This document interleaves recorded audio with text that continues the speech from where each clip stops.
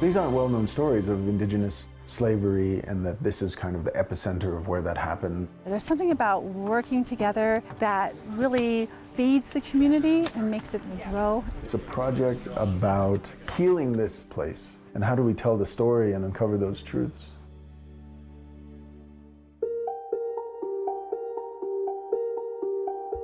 This is such a complicated, nuanced story.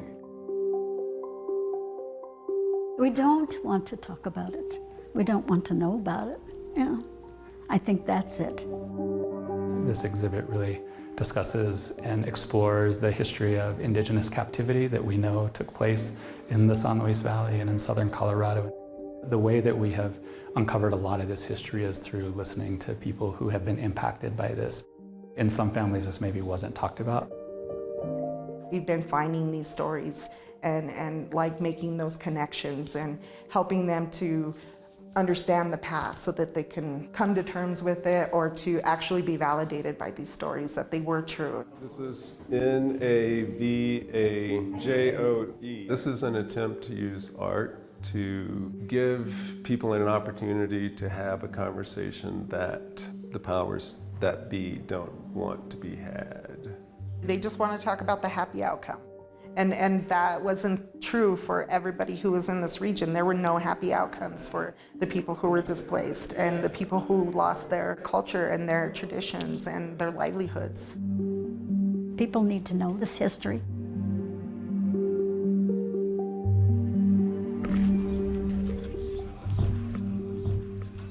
For the past 68 years, the space has been an exhibition dedicated to the colonialist settler narrative. And after 68 years, they decided to center a different narrative. We have changed direction. We originally had a Kit Carson exhibit throughout this space and representation of his life and what it would have been like here. We are now shifting the focus from Kit Carson to the people who actually lived here and had their lives affected.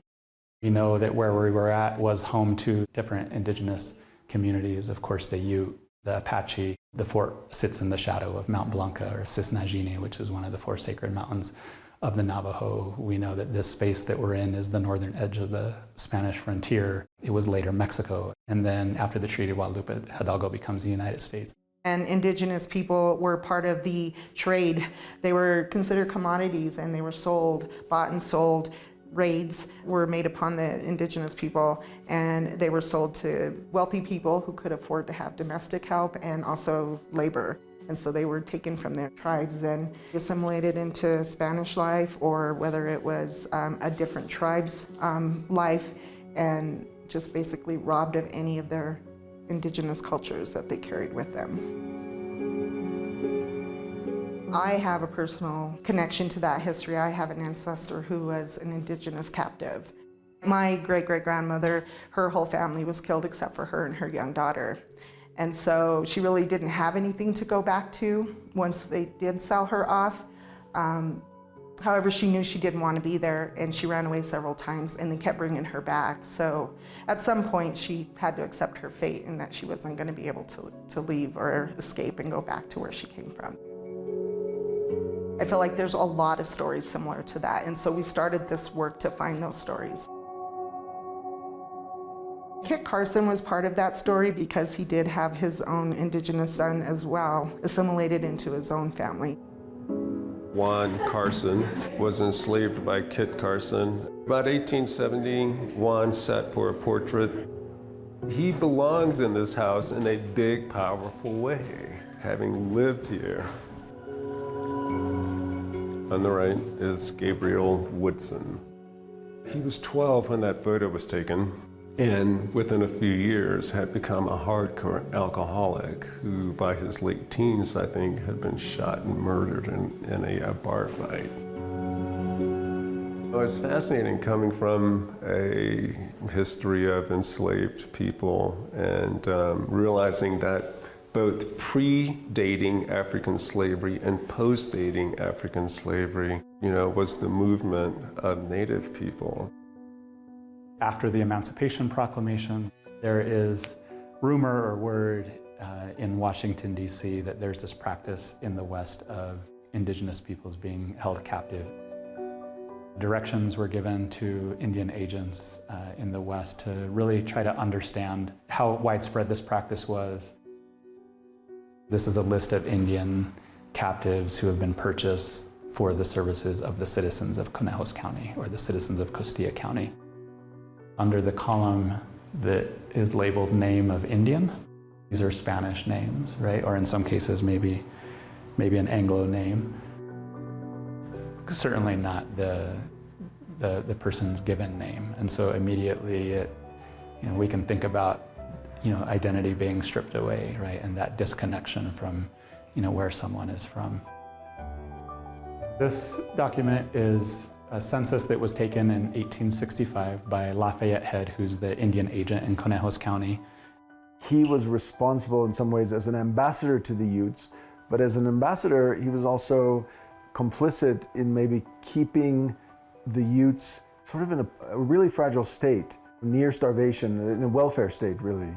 We know now that he had captives in his home, but those don't appear on the census. Not only does he not list his own captives on the list, but in the letter that he writes to Governor Evans, he calls this practice barbarous and inhumane, and indicates that this is a practice that has been practiced by Mexicans for generations. And so he's really outraged, right, in this letter to the governor, and yet isn't completely transparent. We know just from that example that this list is incomplete.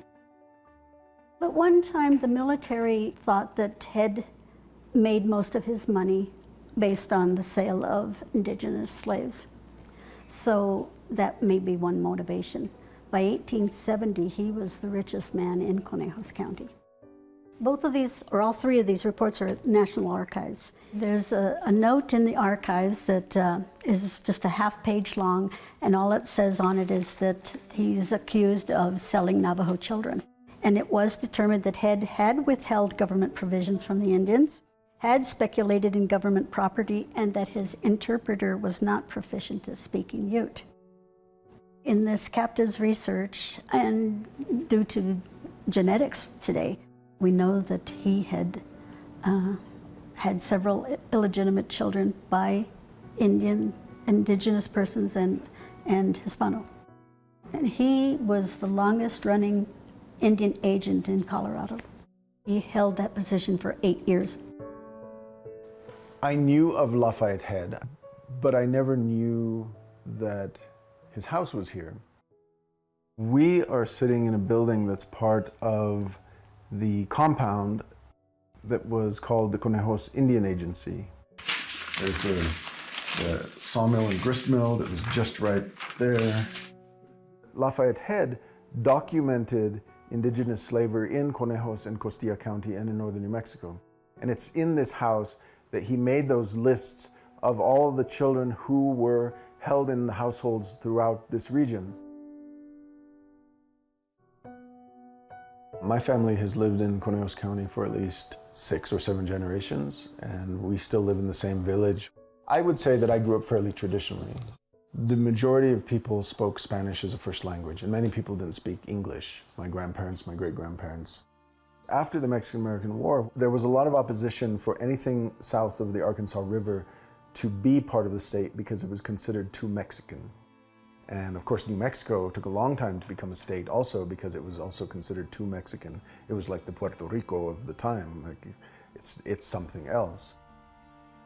We are not only people who identify as Mexicanos, but in that word, it's so charged with lots of different meaning of our mestizaje, our mixed indigenous heritage, our Spanish colonial heritage, and the conflicts that I think exist within all of us related to those two lineages coming together. I think it's within these complex stories that this property and this compound emerges. This is a site of trauma in a number of ways, spiritually, culturally.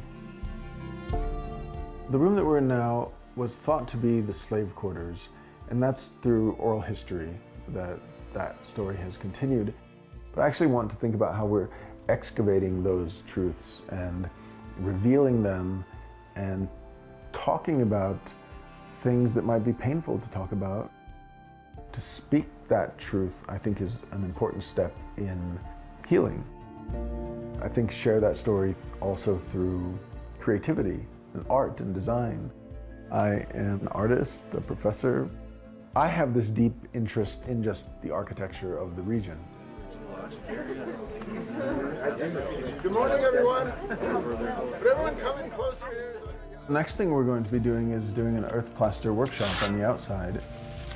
People from all walks of life are going to come and reapplying mud to this entire building.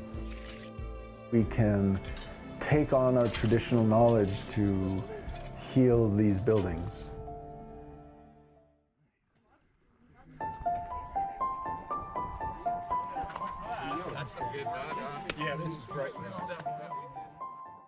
We are standing behind the Lafayette Head Home and Ute Indian Agency, which is one of the oldest sites in Colorado and a very important and multi-layered site, one that's sort of fraught with all the tensions of history in the borderlands. But it's a site that we're very excited to work with. And so we're making some early progress on this while also teaching people some hands-on preservation techniques. And this was built in 1854. Settled by Lafayette Head, who's thought to be the founder of Conejos, who led families from Ojo Caliente and Abiquiu, New Mexico, to settle the Conejos land grant. And there were several thousand Tabahuache Ute and different tribes of Ute living right here in Conejos County. The complexity of the story is basically that you have a white soldier fighting in the Mexican-American War who marries what is said to be a Spanish woman living in Abiquiu. Abiquiu is a Genízaro settlement. Genízaros were Hispanicized indigenous people who were once held in servitude forcibly. There were 11 captives held in this home. There's accounts of him considering them his children, but there are also accounts of how cruelly some of these children were treated. Lafayette Head's sister is enraged by the treatment of a young Navajo girl on this property. She's treated very cruelly, and she's locked up inside the building at night so she doesn't escape. She places the little girl on a horse and sends her off. The horse returns a few days later with a crudely written note saying thank you. And no one knows what happened to this girl at that time, but it turns out she ended up on the Ute Indian reservation near Four Corners, and her story has continued to be told to this day.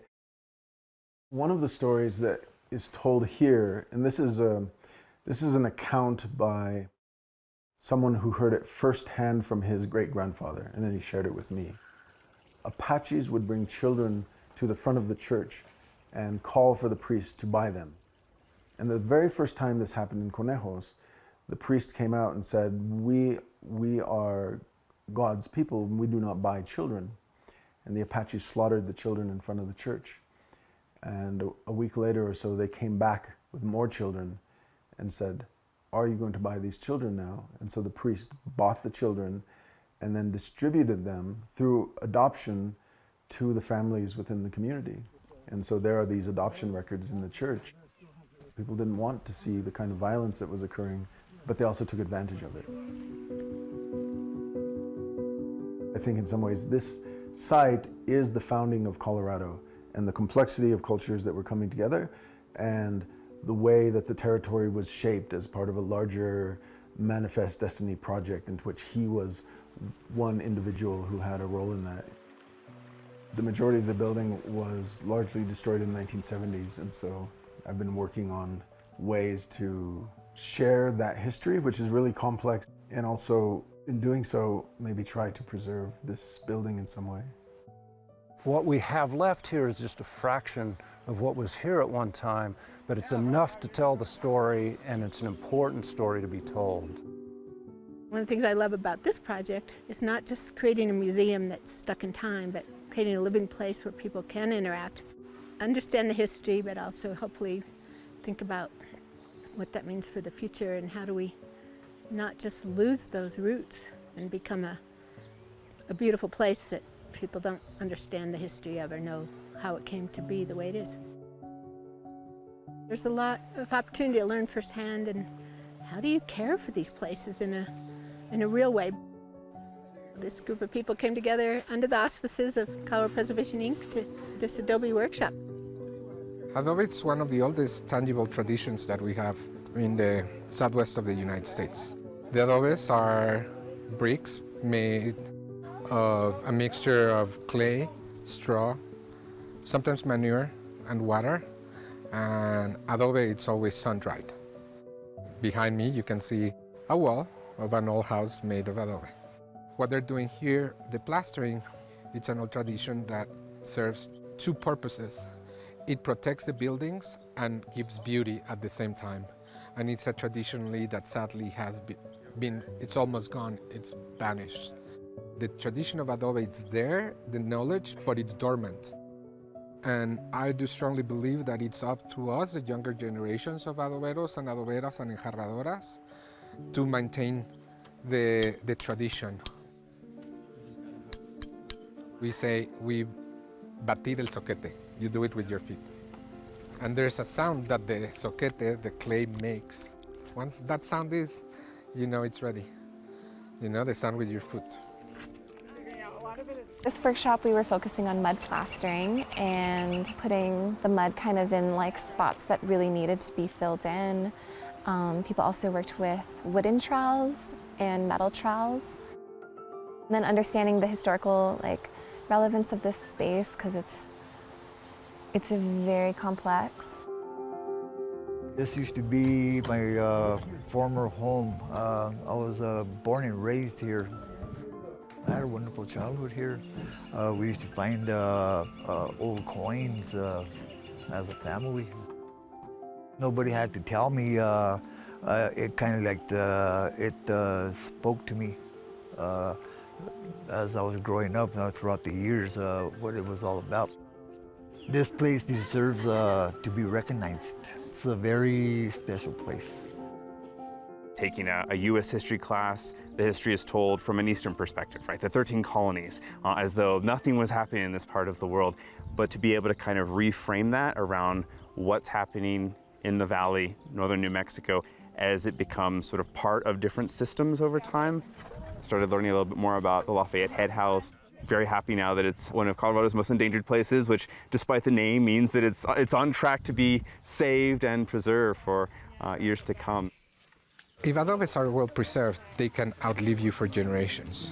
I think it's very important to maintain the community involved, and you get a lot of work done. I guess I'm always heartened by what happens when people come together to accomplish something. Just seeing people take care of one another and meet each other where they're at, I think is really heartening. It's a history of community. The Native American tribes that were here, the Hispanos, the Anglos that came, and just you can just imagine the contention, but also so much that grew out of that. You really can't have those conversations if you don't know, right, your history. And I think that's one of the things that has been missing. A lot of the elders are passing without us capturing all of their stories. And so I really think this is great to have this restored and to just not only bring attention to kind of what an interesting area this is, but also to remind the people who came from here that these are your roots, you know, the good, the bad, the everything. And it's just, I think, important for us to keep that alive. It's not until we know that we can have those conversations and think about, you know, who we are. And then it's kind of the healing and the reconciling and moving forward. I actually got to what do you call it, dance around in the mud, you know, kind of mix it with my feet. So it was really fun. And I think this is one of the things that I've enjoyed about it is this community. There's something about working together and helping someone else that really feeds the community and makes it, you know, grow. It wasn't so much about putting the plaster on the wall as much as it were the conversations that people had around the mud pit, and while they were side by side putting the mud on the wall, and the things they shared and the kind of connections that are made that way, that you're community building, not only building a building. And we're meant to do that. And so if you grow up, wherever you grow up in the world, and you're completely disconnected from it, you're probably not very many generations of someone who actually did that. And when you do it for the first time, I think it makes sense. I think that's why people love it. People say, hey Sandro, I don't know why I find these very soothing, very working with the earth, no? It's very spiritual. And my opinion is that it's because we're working with the 4 elements. In many cultures, you know, in ceremonies, that's the first thing, the prayers that are done towards, you know, when there's going to be the start of something, of creation or ceremony, is the 4 elements and the 4 cardinal points. And in an adobe, you have the 4 of them: tierra, agua, aire, y fuego. And you need all those to work with adobe.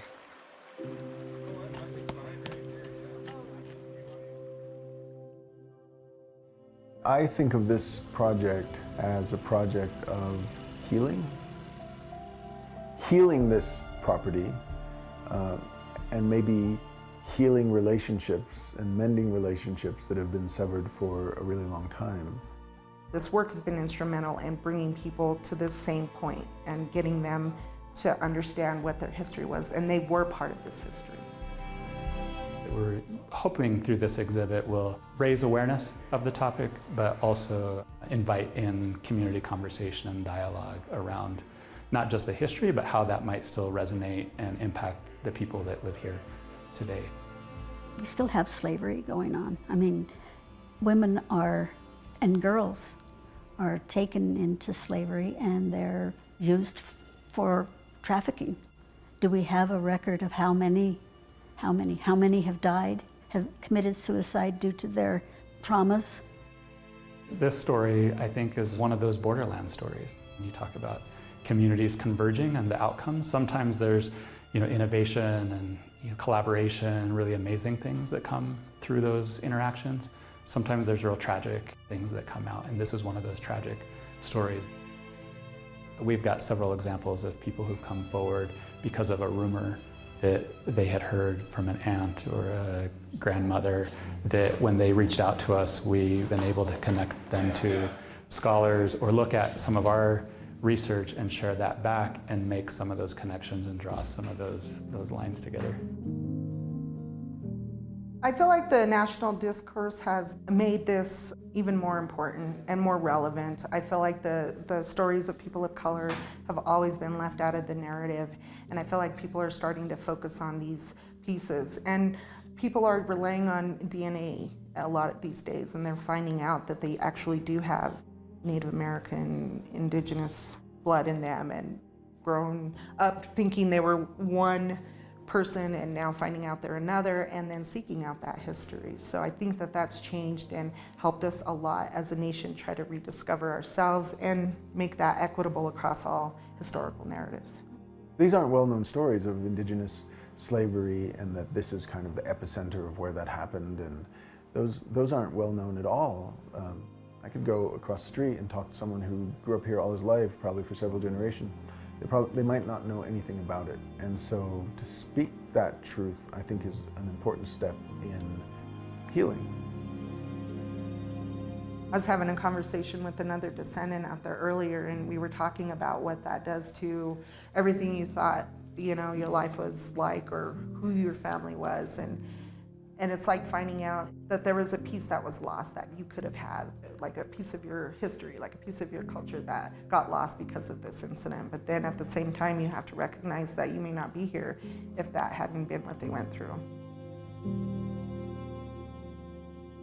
I feel like I have found a place of where I come from now, instead of always feeling like not knowing where you belong in this landscape and what your story is. So I feel like that has brought that to fruition for me.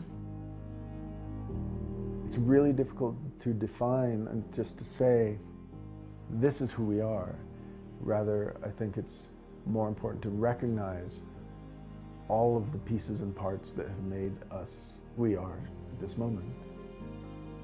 People like us are not Native American enough, and we're not American enough, and we're not Mexican enough. And so we walk this strange line of trying to decipher our identities, and we express them in different ways. If we think about child separation at the border today, where children are being separated from their families, if we look back at this landscape then, children were being taken from their families as well, all in the context of territorial expansion and definition. And so I think there are lessons to be learned about what happened and how we might not repeat them today. Maybe I'm not confident about any assertion about who I am, but I'm pretty comfortable about knowing where I came from. There's a gradient of culture that exists. A lot of people who think about this question think about it all their lives. They try to figure out, who are we, or who am I in a place where I've been forever?